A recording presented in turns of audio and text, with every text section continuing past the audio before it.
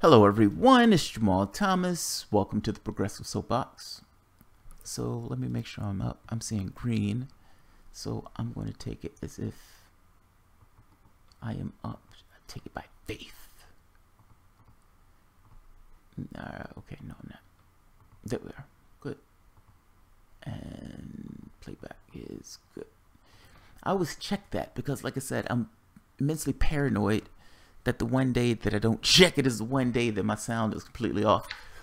Well, hello again. I did a show earlier today, so this is, I think, my second show live.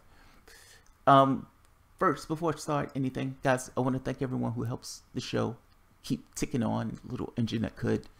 I appreciate all of the contributions either through PayPal or Patreon, and I appreciate you guys liking and sharing the videos. Like I said, even if you disliked the video, if you gave me at least the benefit of the doubt, thank you very much. Also, Hard Bastard is going to be on the show at 7 p.m. this evening. That should be a damn good show. That should be damn interesting. Hard Bastard is further to the left than I am. I mean, further to the right than I am. But it gets an interesting show when we have this conversation about media and the vagaries of media, meaning the perspective that these guys push, the narrative that these guys push. Also, I kind of want to have a conversation with him about Jimmy Dore. The cognitive dissonance thing that he said. So that should be a decent show. That's going to be at 7 p.m. tonight. I want to hop across the pond again. Jeremy Corbyn. I would like to talk about Jeremy Corbyn. Before we hit Corbyn, do you remember this? And just to give pretext, or just to give an understanding of exposition, what I'm talking about. Do you remember, this was during Obama's term. I don't remember whether it was his first or second term.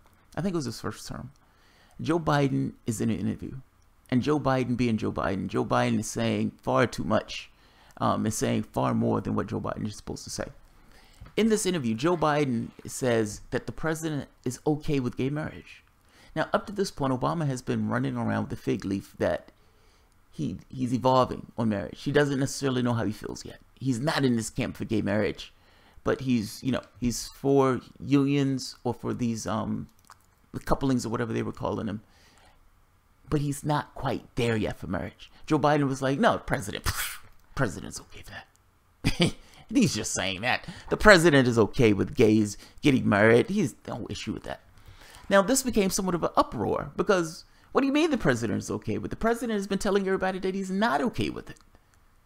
Now, Obama comes out and Obama says this.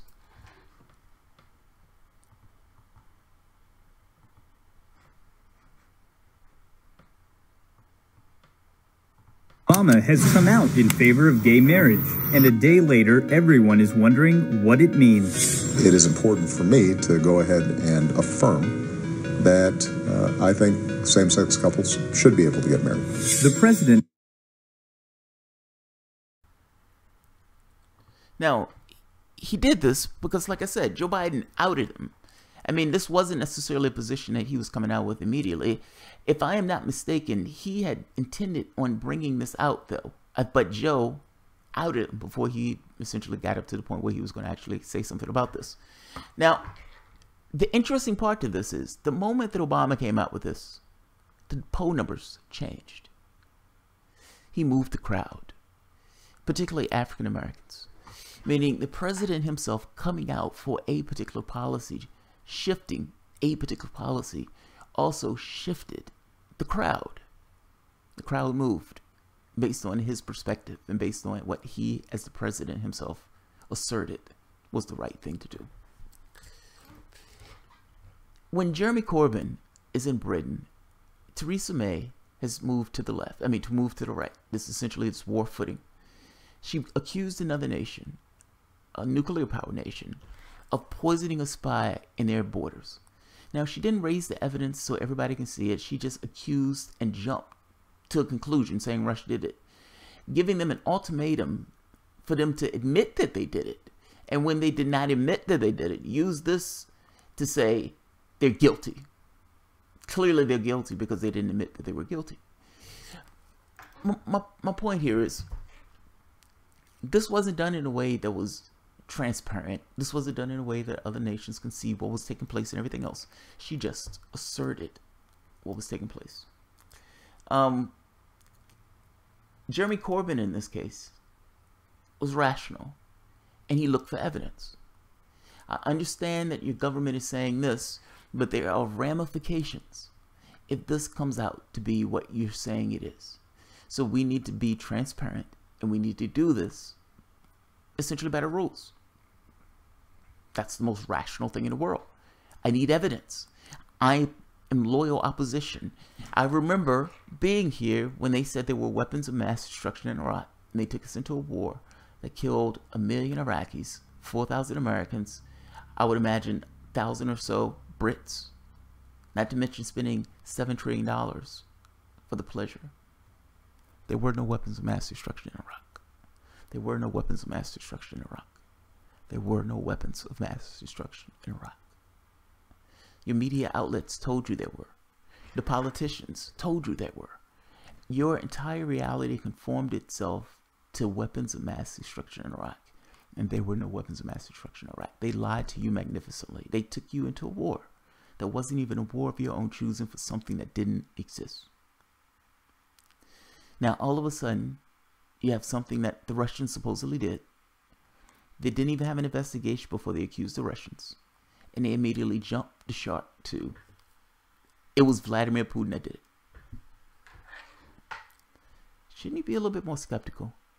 And isn't it rational as rational can be for the opposition to ask for actual evidence as opposed to just their assertions? Jeremy Corbyn is doing what Jeremy Corbyn is supposed to do. He's doing the rational choice. Now, the point that I want to make here is, usually in cases like this, war and threats are used to undermine the left.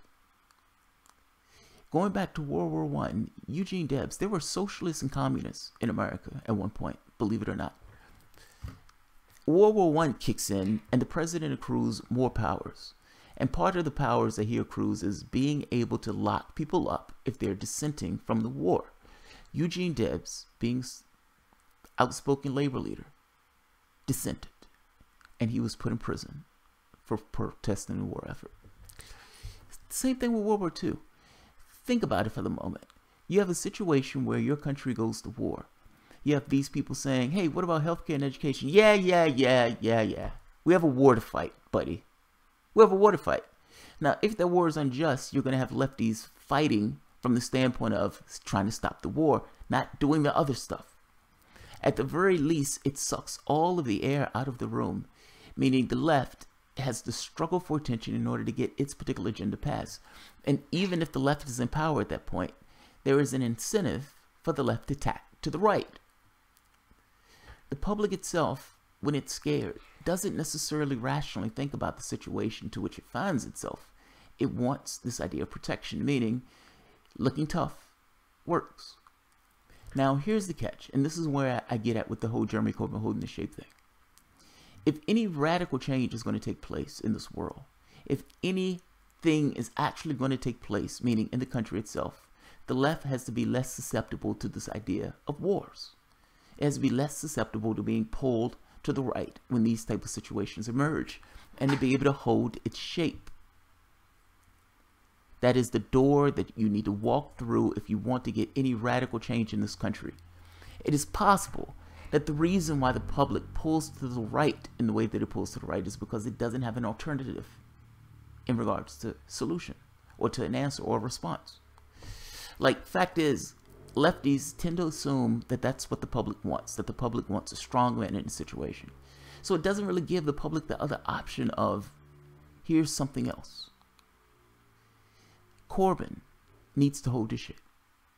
If any radical, real change is going to take place within regards to the way Britain interacts with the world or the way the West interacts with the world, at the very least from a major country standpoint, there need to be someone to hold their shape and give the public an alternative opinion on how this stuff needs to proceed.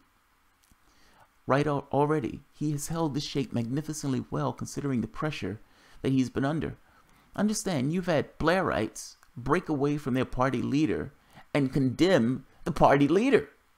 Blairites, the people who were wrong about the Iraq War, sticking their heads up at the first opportunity to stick a knife in the back of the labor leader. Don't let them. That is the door you need to walk through. That is the agent that's associated with this particular machine. Meaning in the same way that Neo had to fight Mr. Smith, Jeremy Corbyn, to some degree, is going to have to fight his own Mr. Smith. And he's going to have to hold this shape against withering attacks from within the Labour Party and within the Conservative Party. But if he can hold this shape, and if he can move the crowd in the same way Obama moved the crowd with the whole gay marriage thing, that is a new day. That is a Labour leader dealing with this issue from the left and giving the public an alternative, as opposed to just immediately tacking to the right in a way that they often just do, reflexively. He needs to hold his shape. If he can do, you have a new day. You have a new day. I'm going to read to you what he wrote about the Salisbury attack. Because he was being attacked. They booed him, by the way. When Jeremy Corbyn said, for all intents and purposes, just a paraphrase, we need evidence. Your word is nice, but we need evidence. And we need to follow a transparent procedure to make sure that this is what you say it is, because there are ramifications if it is. Now, I contest, or I make the point, that because of the way Theresa May released this, that she was more concerned with the end result. In the same way that Donald Trump used the dead babies as a reason to hit Syria, not waiting for the investigation. He didn't care about the investigation. The investigation was this kind of perfunctory thing. What he wanted was a reason to be able to attack Syria. Come to find out, Syria didn't release the sarin gas cans. Who knew? Who knew? The better question is, who cared? The answer to that question is no one cared. They just wanted a pretext to attack Syria. The point I'm making here is, in the same way that they used that as a pretext, I would be very careful in the way that Theresa May has used this, jumping the gun from likely to they did it within the course of a day. I don't know what changed within the course of that day. It seems to me that the investigation is less important than being able to point a finger, which makes me very suspicious of this. I am not saying Theresa May herself did a false flag. I'm not saying that. I'm saying that they don't know what took place because they haven't had an investigation. And beyond not having an investigation, there are situations where other governments do things like this in order to cast certain dispersions on other governments. I wouldn't necessarily take their word for it, Britain's word for it, particularly with its client state status to America, and seeing that America is going through a complete hysteria and meltdown over this Russian nonsense. Just be skeptical, that's all. But I'm going to read his letter, because I think this is, he's trying to hold his shape, and he should be applauded for trying to hold his shape within this political pressure that's being applied to him. Let's see.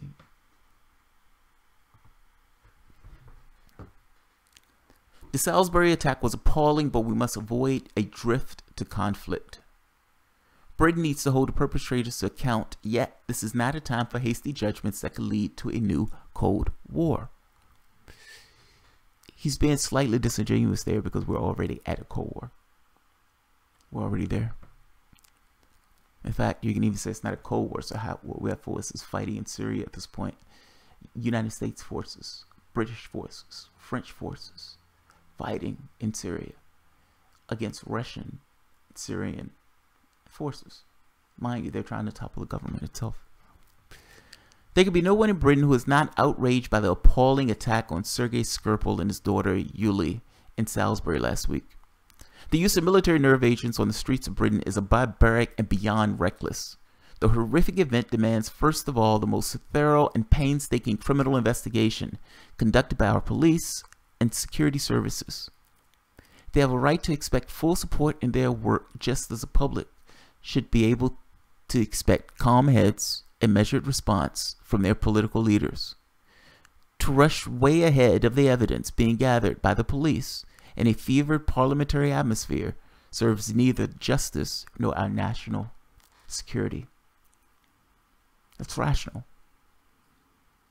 That's profoundly rational.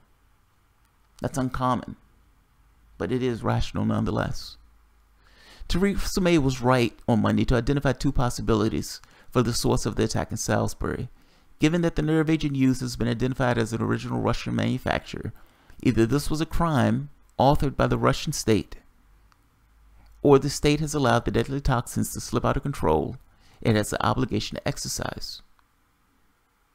If the latter, connection to Russia mafia-like groups that have been allowed to gain a toehold in Britain cannot be excluded.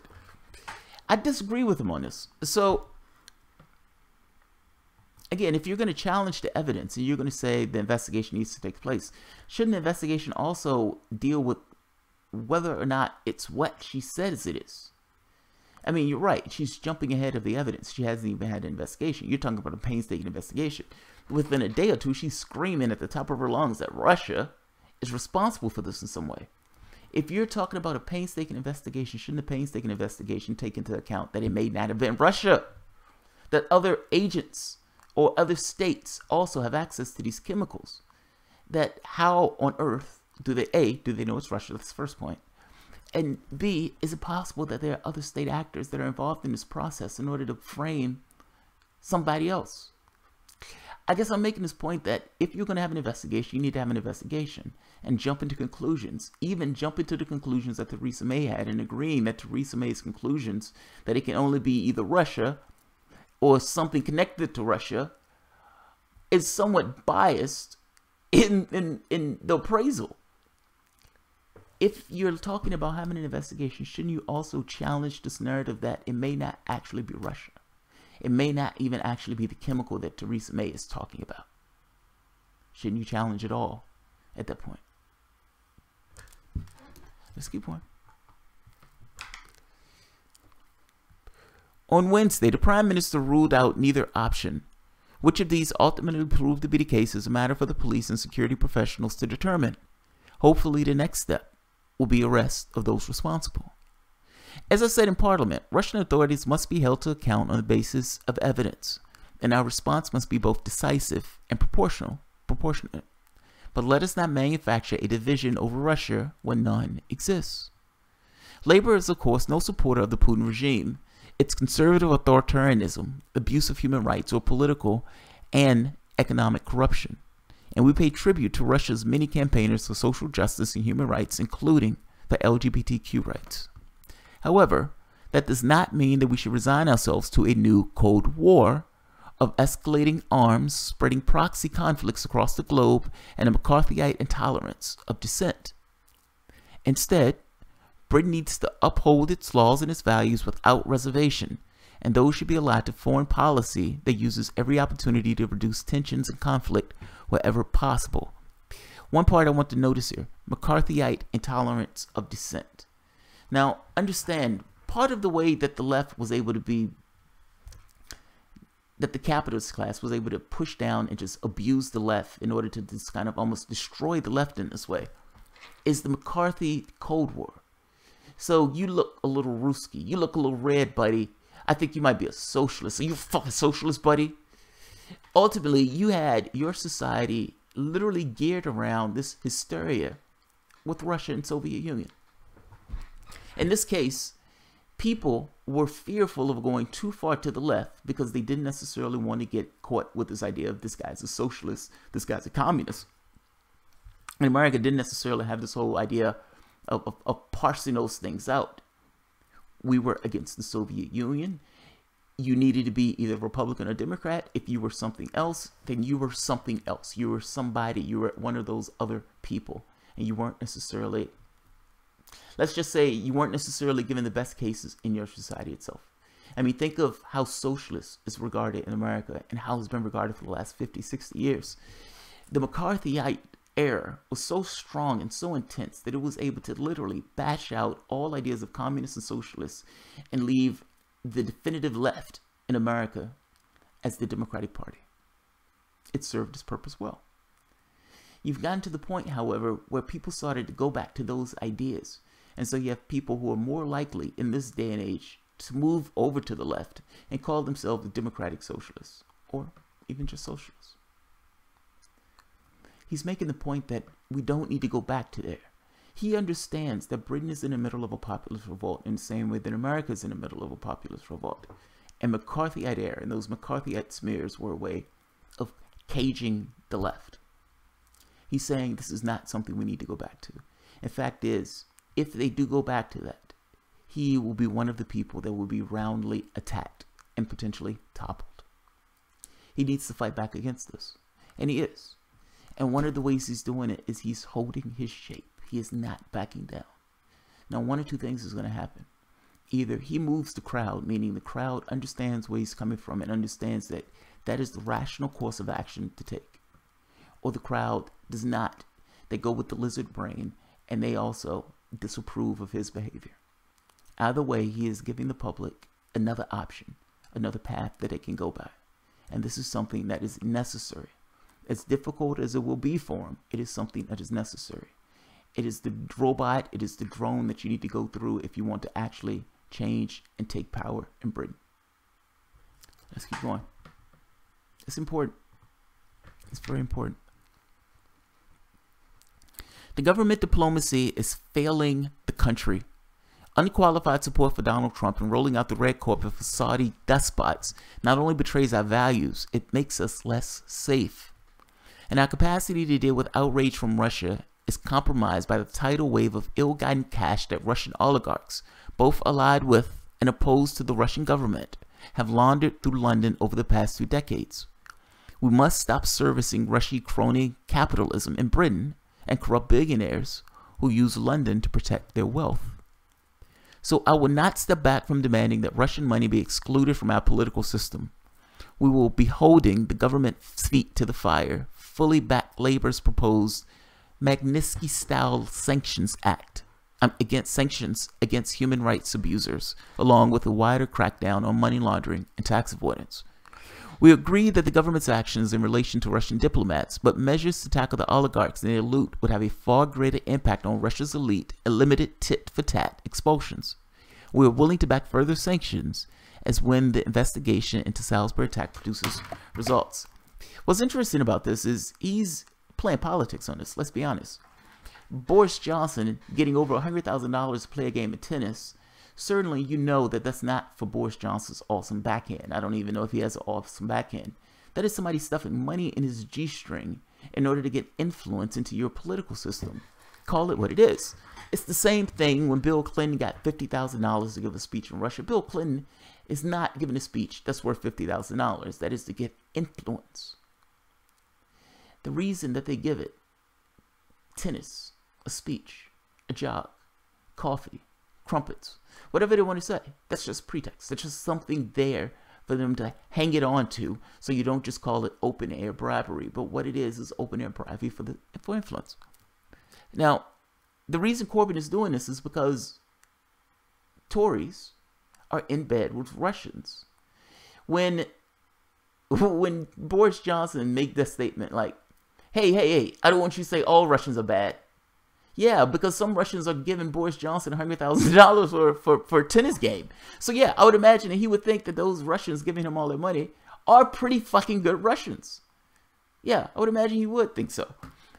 He's making a point. Look, if we're going to do something, we need to go beyond just the expulsion of diplomats. Let's also go after the oligarchs. Now, Tories will probably be less likely willing to do this, seeing as they're getting money from those same oligarchs. This is politics. He's sitting back. Yes, he's holding his shape, but he's holding his shape in a way where he is punching back. And I like it. I like it a lot. But if we to unite our allies behind action that needs taking, we must make full use of international treaties and procedures for dealing with chemical weapons. That means working through the Organization for the Prohibition of Chemical Weapons to reduce the threat from these horrific weapons, including, if necessary, an investigation by the Chemical Weapons Inspector into the District of Soviet-era weapons. There can and should be the basis for common political response to this crime. But in my years in Parliament, I have seen clear thinking in international crisis overwhelmed by emotion and hasty judgments too many times. Flawed intelligence and dodgy dossiers led to the calamity of the Iraq invasion. There was overwhelming bipartisan support for attacking Libya, but it proved to be wrong. A universal repugnance at the 9/11 attacks led to a war in Afghanistan that continues to this day while terrorism has spread across the globe.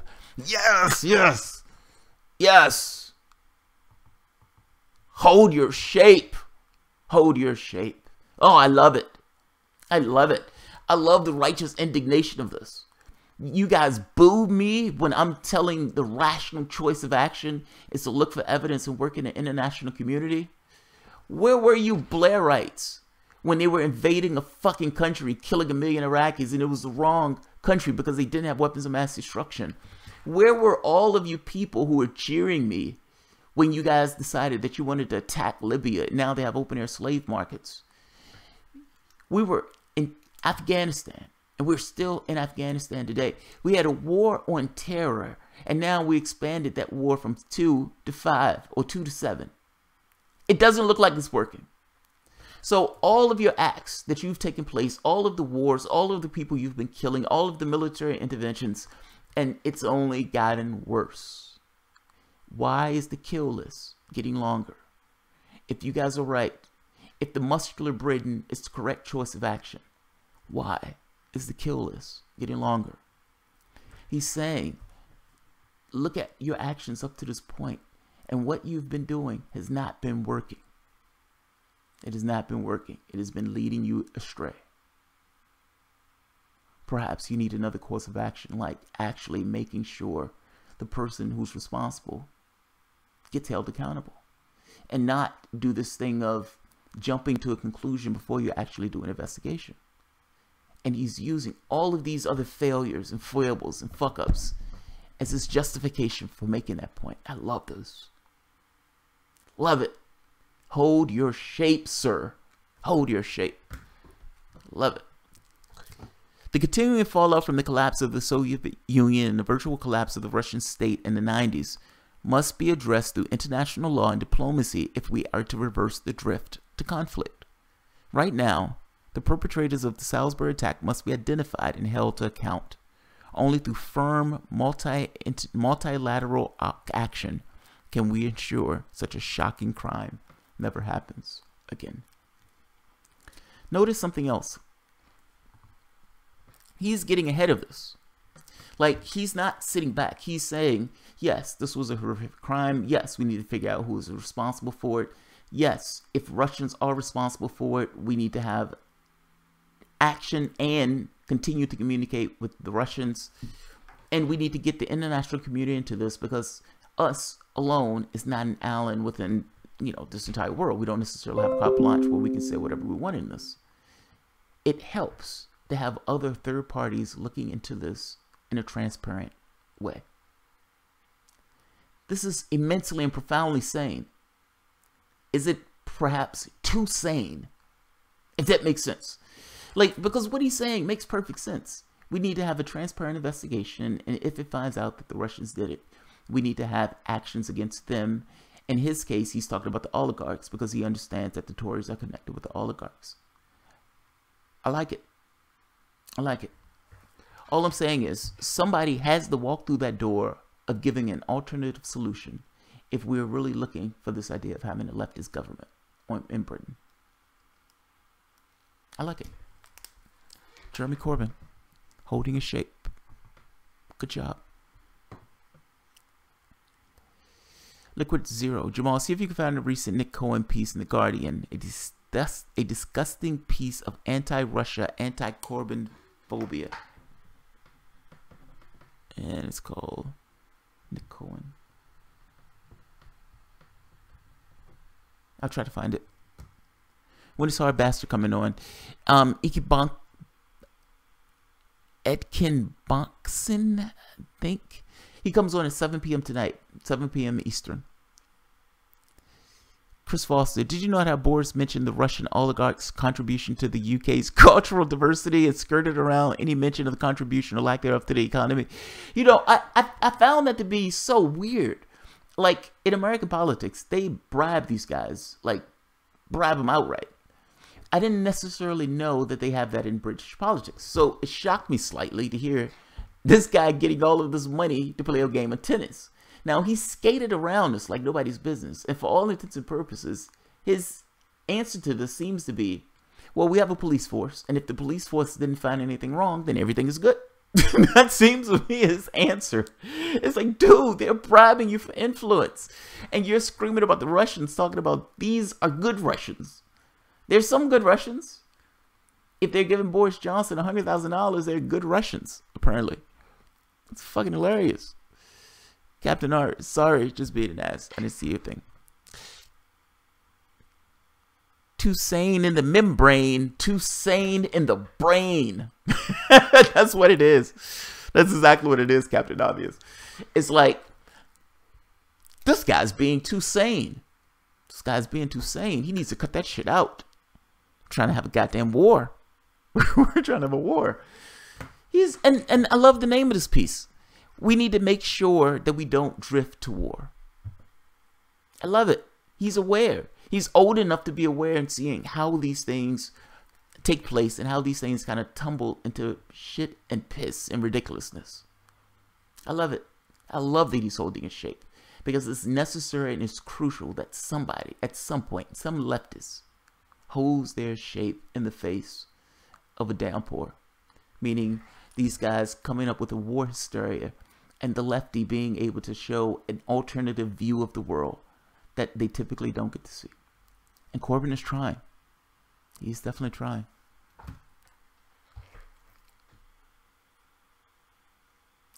Captain Obvious. Hey Jamal, so serious but off topic question.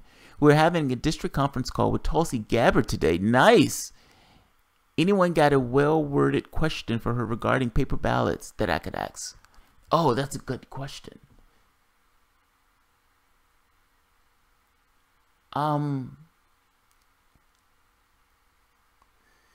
I guess if you're asking me anything, it would have to be. Here's the thing: the paper ballot thing. I like the paper ballot thing. I think the issue that people have is ultimately, like for instance, Deborah Wasserman-Schultz throwing the paper ballots away. Paper ballots were nice, but at that point, paper ballots didn't necessarily stop her from cheating because they were tossing the paper ballots.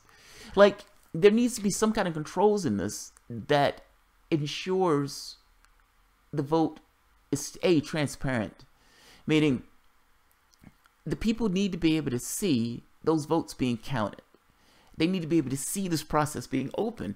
The reason why people don't trust the process is because people feel that these guys are bought and that these guys are not being honest. And the moment that you've lost faith in the legitimacy of your institutions like this, then yeah, all bets are off. Of course they're not going to trust them because they don't. You've had literally one party cheat one of the candidates of that particular party. No, trust is not something that people have in this situation. So if you're going to do it, you need to do it in a way that's open and as transparent as possible, meaning people being able to see those votes being counted. That's my only issue with Tulsi Gabbard's thing. I like the idea of it. I'm iffy about this idea of giving Homeland Security as much power as they have, like choosing software and everything else. And if you're going to do it, make it transparent. Make it multiple checks. Ask her, why can't they have multiple checks to ensure that the vote count is what the vote count they say it is? It's just a multiple thing that allows two separate things to count to make sure that those numbers coincide with one another. It's just one extra check. Also, allow transparency where people can see the votes being counted. Like, there's some small things that I would like to add to the bill that would help with this idea of transparency. Because ultimately, transparency is not necessarily part of the process. Just because they have paper ballots doesn't necessarily mean those ballots are getting counted. Doesn't necessarily mean you can even prove those ballots are getting counted. How can you prove the ballots are getting counted if, I guess that's what I'm getting at. People distrust the electoral system and they think that the votes are being rigged and everything else. Changing it to paper ballots is not necessarily going to change your mind on this. It's better because it leaves a paper trail and people can walk away and say, okay, this is the vote that I have. But just because you walk away and take that vote home doesn't necessarily mean that you're ever going to really know that the vote was counted. People distrust the entirety of the process. That's what I'm getting at. I like what Tulsi Gabbard is doing. And in a perfect world where we could trust people for, to be honest in the way that they go about their affairs. We've had what, 200,000 people thrown off the rolls in Brooklyn. I mean, in New York itself. That's a magnificent amount of people thrown off the rolls. Those were people who were not able to enforce or enact their constitutional authority to choose who they wanted to be the commander-in-chief of this country. Trust is not something that's part of the process anymore. I don't know how to articulate it as a question. I guess it would be, is it possible to get more transparency in the bill itself, seeing as people actually distrust some of the people who are in the voting process, like the Department of Homeland Security? Something to that effect. Something to that effect. That's what I would want to know. Why don't we implement multiple checks to the system so we don't have it entirely depend on the DHS? Yes, yes, yes. Captain Obvious. That's it. Yes. That's it. I like that. But you can't get the recounts. What the fuck? 200,000 people illegally purged, and who's going to jail for that crime? Yeah, agreed. Agreed, Carl Malone. Oh, Carl Malone, I love that. But yeah, agreed. They were illegal. It was found to be state and federal illegal. And nobody at all went to jail for that. Nobody got in trouble for that. They got a slap on the wrist and they moved on. And what makes it so sad, recently, one of the candidates in New York said they were having trouble with the voting thing in New York, meaning all of these people were showing up as being not registered, despite having voted in the last election. It's like, but hey, there was no consequence for the last time, so what will be the impetus for something to actually change and to fix their shit? What will be the impetus? There was no consequence. That's what I asked in. Yeah, Captain Obvious. I like that one. I think that's a good question. I think that's a damn good question. Liquid Zero. The Guardian is allowing virtually no reader comments on any articles on Russia spy articles. They know it's rubbish. I'm curious how Britons are taking that. Like how Brits are taking this. Like, is the hysteria spreading, or do they just look at this and say, this sounds bogus to me, she's making this shit up? Like, has the scars of 9/11, or let me say this, have the scars of the Iraq War, the folly of the Iraq War, worn off on Britain where they're willing to kind of go back into this war footing? Or have they internalized the horror and the tragedy of the Iraq War, in which case they're less likely to just fall in line with whatever the government is coming up with? I hope it's the latter, that they're less likely to fall in line with that stuff. Yeah, I hope so. Alright, I'm not going to keep this one too long. 37 minutes. It is kind of long, but I'll end it on this. Alright, guys. If you enjoy the content, feel free to share, like, subscribe, and of course, you can always support through Patreon. And yeah, Hard Bastard will be here at 7 p.m. Eastern. Alright, guys. Have a good one.